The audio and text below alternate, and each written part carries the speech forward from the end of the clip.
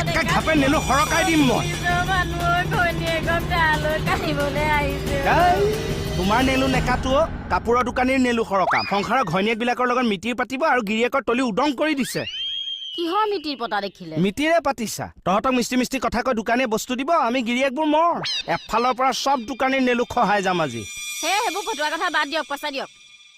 নিদিওঁ একদম final two পইচা গছত নেলাগে ঠিক আছে মই এতিয়া ছাৰৰ ওচৰত গৈ সকলোখিনি কথা কৈ আছো ৰ'ব কিমান লৈছে কাপোৰযোৰত 3800 200 টকানো কাৰ মৰমত সি এৰি দিলে 4000 ল'ব লাগিছিল এনেও 200 টকাটো দিবই লাগিব ব্লাউজ চিলাবলৈ দি আহিছো মজা